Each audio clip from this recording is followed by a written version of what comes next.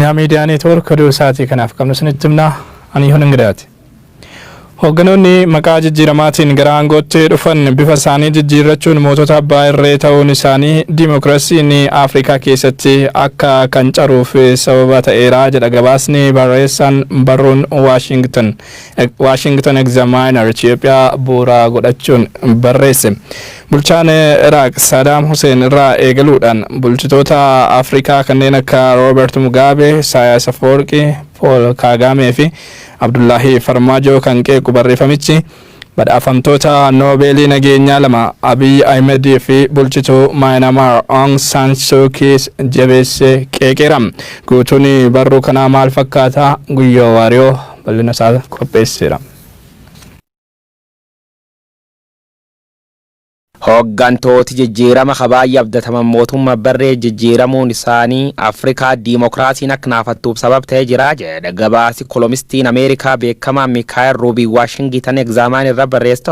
Gabaasi bulcha guddaaraan duraanii Saddam Hussein qeequun itti keeyyaadha. Afrikaa keessa Robert Mugabe, Isaias Afwerki, Paul Kagame fi Mohamed Abdullah Farmaajo akka jaba hojii isaanii xiinxaluu uummata bobboros kune. Badhaafamtoota Noobeelii nageenya lam Dr. Abiy Ahmed Aliitiif bulchitu Myanmar Aung San Suu Kyi warra waadaa uummata nyaati jechuun gati dabse. Bulchaan Itoophiyaa kun nageenya biyyoolaa Eertira waliin buusee namoota hedduu bira kabaja argate turka jedha gabaasichi. Mootummaan Dr. Abiy Ahmed angorturuuf jecha murteen inni guyyaa roobii mammari federeeshinii irra dabarsa Afrikaa mootii abbarree dhibi dabalachuu mul'ifti jechuun. Nageenya dhabe bar bulchiisisa keessatti ta'uu jiru gargaaramte wanni kun biyya Afrikaa keessa baay'ee lakkoofsa uummataatiin lama farratti argamtu Itoophiyaa waraana naquu dandeetti jechuurra. Jalqaba irraa waan tokko mimmiidhaasuun uummata bira faarfamuuf diraama hojjetu. Achiin bood gargalanii uummata nyaachuun abal mootummoota abbarreetii hajad xiinxalaan qondaal peentagoon duraanii kunen. Saddam Hussein bar 1990 keessa akka jaba garee dippiloomaatota qofa osoo hin taane gaazexeessitoota facuuf dabalatee qaamolee gargaraati eegi faarfamaa tureen duubas gargalee rasaasa deebuun Iraaq qofa osoo hin taane addunyaa miidhachuun seena waggoota 20 dur taayyaadaje. Maqaa nageenyaatiin badhaas Noobeelii nageenya fudhattee Islaamota Burmaa akka maraachiifti jechuun niitii bulchutu Myanmar khoomat barreeffami Washington Examiner kunen. Pirezidaantiin Soomaliyaa Mohamed Abdullah Farmaajo illeen baran gosa dheereffachuuf jecha harka lafaan dhaana jiraachuun isa garee Alshabaab bira fudhatamu waan hin qabaanneef biyyatti gara kamtuu deebisuu dandeetti jechuudha. Bilisummaa Roodeshiyaa yookaan Zimbaabe ammaatti taanse bulchoota Ameerikaa kanneen akka Jimmy Carter fa'aa Mugabe harka dhaana turan. Isaayaas Afwerki barinni Eertira Itoophiyaa irra fonqolchi mootummaa jijjiiramaaf nam diimokiraasii jedhamuun faarfamaa ture. Bulchaan Rwanda Paul Kagame illeen akkuma kan diraama hojjeteen addunyaa duratti ergamtoota rabbi fakkeeffamanis waadaa uummata nyaatanii mootummaa barree badaa jijjiiraman ka jedhe gabaasichi. Bulchaan Itoophiyaa hamman harka qabu Dr. Abiy Ahmed illeen garasi gulufuu jechuun akeekachees. Abiy Mugabe ta'uuf deema. Farmaajoon Siyaad barre ta'uu barbaada. Isaan lamaanuu gara domni hin qabaatin ibiddaan taphachuu jiran ka jedhe barreeffami xiinxala ganna 48 kune. Uummati isaanii karoor jarri yaada waan hin fudhanneef golii ofirra lakkoofsiisuun of nyaachisuu danda'an jechuun xiinxalli sagar golobuu deebe. Qondaal Ameerikaa duraatiif irra hormi kalakkaayinitik ruubiin jedhamu hunduu barreeffami isa gabaaba jechoota afaan faranjii jajjaboof fayyadamuun bulchoota biyyoota hedduu gingilcha kanaan dhumu irratti akkan jechuun dhama. Bulchooti Afrikaa baalam jechuun Farmaajoof Dr. Abiy Ahmed objuun barbeela kasaa yaadan kun biyyatti gar waraanamaa seensisuu waan dandeettuuf. Bulchooti biyyoota Afrikaa kadheeti kan kee jira yoo wal arganii billici yookaan suura qof ka'u lakkisanii bulcha Itoophiyaatiif Soomaliyaa kan gorsu qaban jechuun xiinxalli isa afaan godhu. Biyyatti gaagama siyaasaa dhufurraa baraaruuf mariin hunda hirmaachisee akka barbaachisu paartiin Abroonnat Itoophiyaa Federaalawaa Diimokiraatawaaf jedhamu gaafate.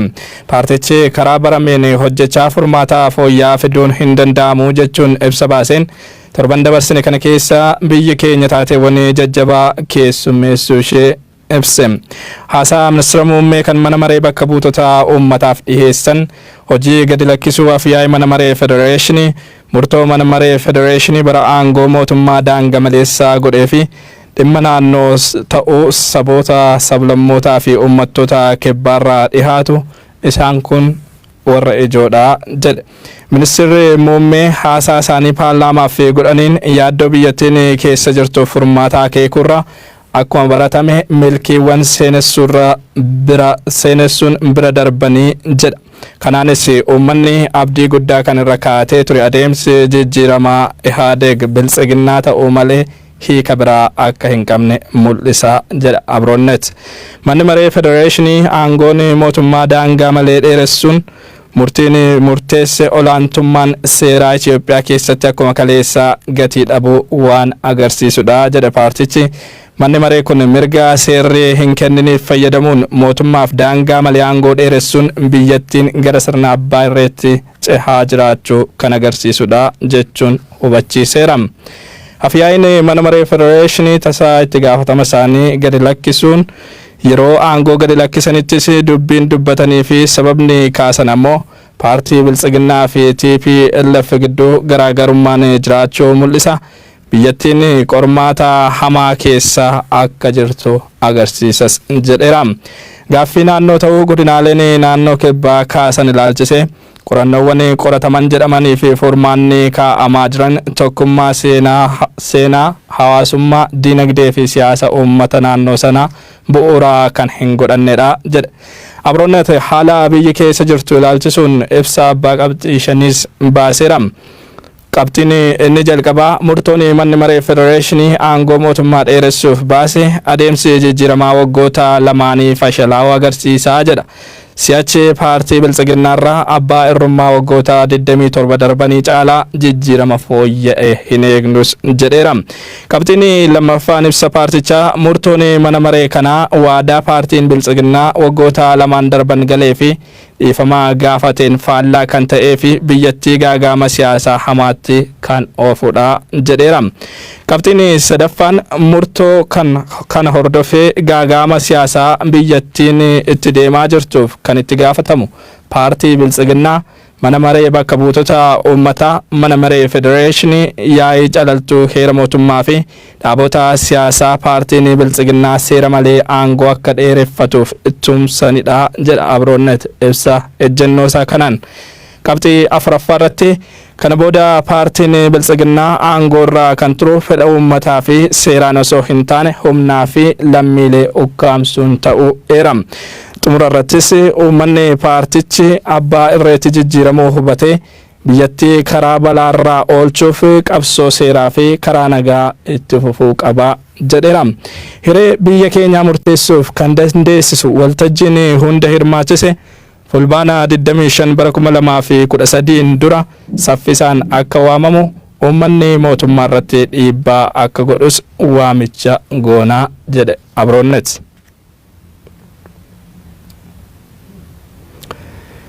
Hidha ajjeechaa fi dararaa Oromiyaa keessatti uummata nagaa irratti raawwatamaa jiru miseensonni paarlaamaa naannichaa bakka bu'anii jiran mormuu dhabuun aantummaa uummataa kan hin qabne ta'uu isaanii agarsiisaa jedhan jiraattonni godina Wallaggaa Lixaa murtoo aangoo mootummaa seeraan ala dheeressuu irratti dabarsaniifis gaafatama jalaa hin ba'anii jedhu. Qaamni kamiyyuu boru seeraanis ta'ee seenaan kan isa gaafatu ta'uu hubachuutu irra jiraatas jedhaniiru. Beenyaa Shiiramuu yaada isaanii qindeesseera. Jiraattonni aanaalee godina Wallagga Lixaa tokko sababii sodaa nageenyaaf suurri isaanii akka hin mul'anne barbaadanii murtiin tibbana miseensonni paarlaamaa bakka bu'oota uummata irratti murteessanii ba'an haalaan nu mufachiisee jira jedhu. Sababiin isaa keessattuu miseensonni paarlaamaa uummata Oromoo bakka bu'uun achitti argaman dhimma ajjechaa hidhaa fi reebicha Oromoo irratti geggeeffamaa jiru gaafachuu dhiisuudhaan akka mootummaan aangoo isaa dheereffatuu fi harka baasanii mirkaneessanii ba'uun isaanii haalaan nu gaddisiisee jira jedhu. To uummatatu bakka isaan buufatti ta'e dhimma ajjechaa fi reebicha uummata irratti geggeeffamuu hin gaafatu. Kana gaafachuu baatanis seeraanis ta'e seenaadhaan kan itti gaafataman ta'uu jedhu jiraattonni kanneen Oromiyaa Miidiyaa Neetwoorkiif yaada isaanii kennan.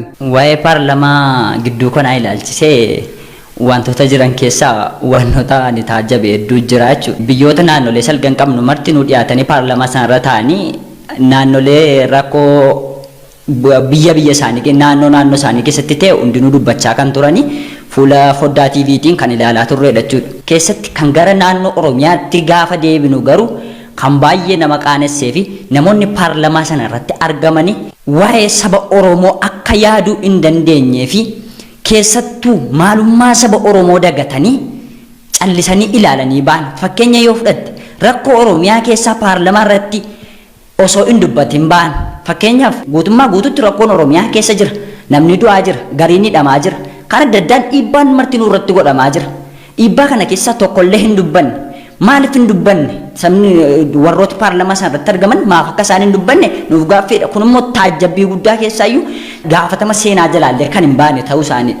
Akka seeraatti sila miseensonni paarlaamaa rakkoo uummata keessa jiru kamiyyuu gaafatanii deebii paarlaamaan deebiseef uummataan ga'u ture. Isaan garuu uummata keessaa silumayyuu kan bocee aangootti yookiis gara paarlaamaatti isaan fide mootummaadha jennee kanaaf gara mootummaa goru malee gara uummataan goran.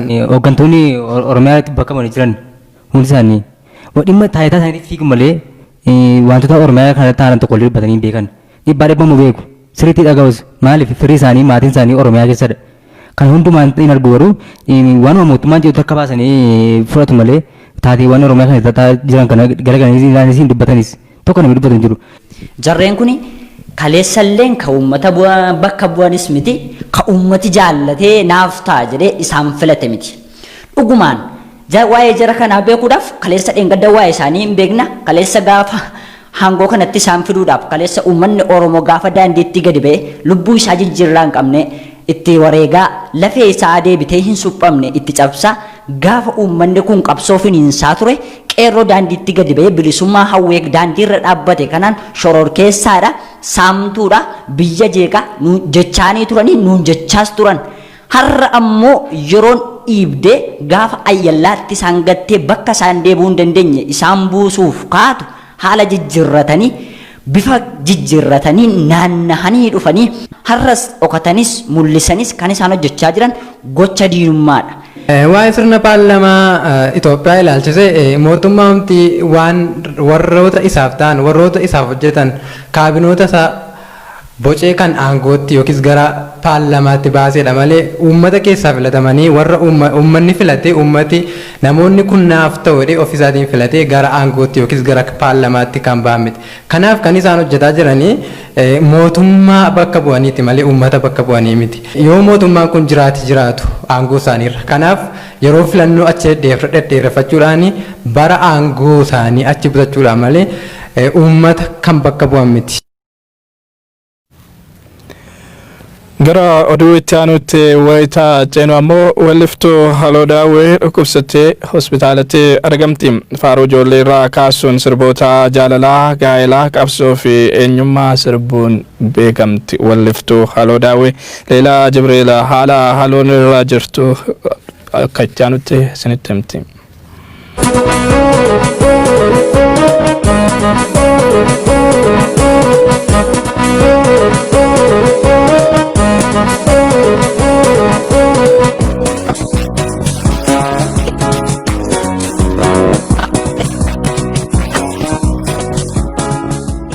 Gadaamessa aartii Oromoo tan taate afran qalloo tan biqilchite keessaa takka weellistuu qofa osoo hin taane qabsooytuu sabaati. Siyaasa fi jaalala hellee fi shaggooyyee akkasumas sirbootan gaa'ilaa sirbuun beekamti. Weellistuu Haloo Daawwee.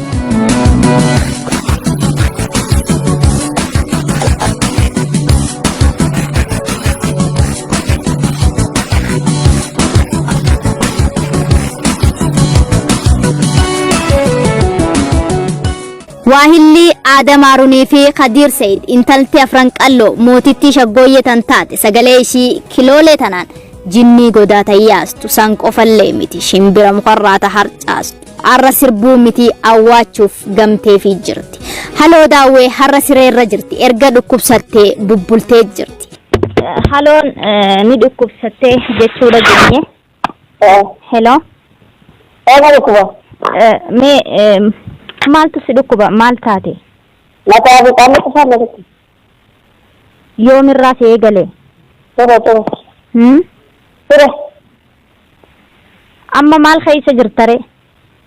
Amma namaan xiitan haasuma dinqa sinqi. Wallaansa argattee jirtaa? Dhibeen kee kana ja'anii wanni himan hin jiru? Addaan bahne. Ini boleh lagi. Amma wallaansa kana namni si godhe eenyu wallaansa ammaan tana wallaana mu jirtu kana? Dinku. Dinku Dayyaasa. Waa'illi ishee aartisti Elemoo Alii haloon eenyummaa Oromoo jabeessuu keessatti intala jabduu bara rakkoo turte jedhan. Bara qabsoon Oromoo jaalawwan xiqqaa qabdu sanitti ijoollummaa iseetiin sagalee uummata Oromoo tahuun tajaajilaa turte jedhan. Warra qabsoo Oromoo keessatti keessaafuu Harargee Afran Qalloo keessattis qooda laata keessaa tokko. Loo Daawwee artistii kabajamoo warra mata dureedhaan darba aadaa afaan Oromoo guddisuu irratti carraa guddaa godhee wareega kafalaa jiru nama sabboonummaadhaan iftahuudhaan Oromummaadhaan fuuldura itti fufaa ture jechuudha. Ni dhukkubsattii dhagee garuu wallaansa irratti ga'a. Bira dhaabbatanii waan barbaachisu Oromoon walumaa galattu barbaachisaadhaan jaa gara biraatiin qabsoon isiin gootee laayyoo miti. Qooda isiin saba Oromootiif if qabdee if wareegdee afaan guddisuu aadaa guddisuu qabsoo irratti hirmattee waa hedduudha carraagaa turte. Nama laaftutti kan fudhannee fageessinee yaannoo miti. Oromoon jeneraal waliigala darbasii wada beekuu sadduudha. Alagaalleen akkasitti hubatanna fakkaata. Kanaaf nama qooda guddaa laatte keessaa tokko jechuudha. Siree hospitaala Rift Vaalii Adaamaa tan jirtu weellistuu haloon dhaamsa uummata isheetiif qabduun xumurra. Addunyaa irra jiru ni waan gargaaraa dhaamsuun qabu. Niinis wal jaaladhaa nutis akka wal jaalan. Wal jaalalaa waa hundaa'u uumaa. Hayyee itti fufee. Akkasitti gargaaraa jaalalaa hin qabu. Warra wal qabsiisaa namni.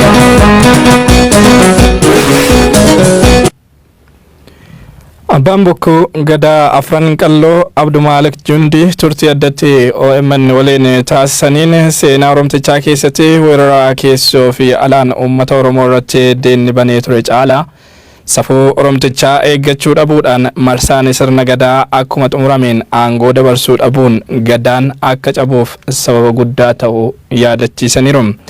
Qaamoleen amma wal morkiitti jiranis seenaa kana hubachuudhaan wal dhiibuu dhiisanii gara tokkummaatti dhufuu qabu jedhan.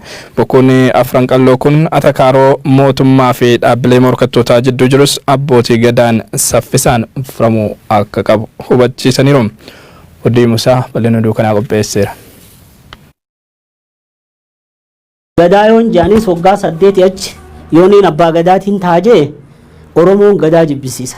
Dhalooteef jala leenjisaa deemee waggaa 8tti nama bakka tiyyatana caalu uumeyoon Afran Qallootiif qalloof kaa'uu baadde anis akka Oromoon Gadaa jibbuun godha. Nugusa Gadaatiin tahaa jechuudha. Isa kana duudhaadha qaba inni kun. Raaga qaba, hooda qaba, akkatti walii dabarsan qaba, eeba qaba, safuu qaba, laguu qaba, abaarsa qaba. Waa hundaa of keessatti hammatee deema. Yoo tartiiba saniin hin deeminii nama harkaa gufate lammii tana khasaaraa irra buusa. Waan kana ta'eef jecha Gadaa dura dursoo qaawa wanni Gada fidee wanna godhe Gadaa kana yeroon dabarsuu dhabuudhaa fi Gadaa kunuunsanii dhaloota leenjisuu dhabuudhaa fi bakka 7tti Oromiyaa qoodanii walitti hirmachuu dhabuudhaatu guutumatti Oromoodhaa fi shanan bareentootis warra Booranaatis warra Walloofaa ittuu dirmachuu dhabanii yeroo dheertuudha ka dullitti jiru isaan asii usanii tattaa'u. Obbo Abdumaalik Jundii yaada isaanii ittuma fufuudhaan ilmaan abbaa Gadaa wal dhagahuu wal gorfachuu fi wal mari'achuu aadaa taasifachuudhaan tokkummaa Oromoo jabeeffachuu yoo baatan addaan faca'anii hafan taanaan gara fuula durattis hegereen Oromoo miidhamoo qofa akka ta'e himaniiti jiru. Namni Gadaadhaan bulla jiru tokkummaadha ijaara. Tokkummaadhaan deema wal dhaggeeffata. Ilmaan abbaa Gadaati yoo je namni jiru tokkolleenu wal gorfata. Walin kilaafu, walirratti hin duulu, walin danqu, walin ajjeesu, walin hidhu, marii wal amansiisa. Bakka hanqinni dhufe hundattuu tokko tahee deema. Yaada fageenya isa idduu jiru ofidduu fuudhaa deema. Yaada isaa walit dhiheessu fudhataa deema. Rakkoon ammaan dura addaan wal qoqqoodanii wal bira dhaabbachuu dhabuutii fi wal dhagahuu dhabuutii fi walii nahuu dhabuutii fi wal tahuu dhabuudhaa gadaa Oromoo afran qalloo qofaa osoo hin ta'in bittinneessitee facaafte tuni fuula duraas yoo irra wal ta'uu baatan nu miidhuu dandeessi. Oduu keenya xumuraatiin godina Wallaggaa lixaa magaalaa Mandiitti bu'aan qorannoo shakkamaa koronaa vaayirasii negeetiiviidha erga jedhameen booda guyyaa tokkoon booda ammoo poozitiivii ta'uun hawaasa keessatti yaaddoo uumeera. Gochichi fayyaa hawaasaatti qoosuudha jechuun komatu jiraattonni dhimmicha irratti Dr. Gammachuu Guddataa Hakiima Hospitaala Mandii dubbifneerraa Abdusalaam Hasan bal'ina oduu kana qopheesseera. Namni Gammadaa Lammeessaa jedhamu dhukkuba koronaan shakkamee guyyaa jimaataa dabre samudni fudhatame gara Naqamteetti ergamuutu himame. Bu'aa qorannoo guyyaa sanbataan namni dhukkuba koronaan shakkamee addatti baafame kun dhukkubicharraa walaba jedhamee iddoo kophaatti tursiisuu ture bahee hawaasatti akka makamu taasifamuutu ibsame.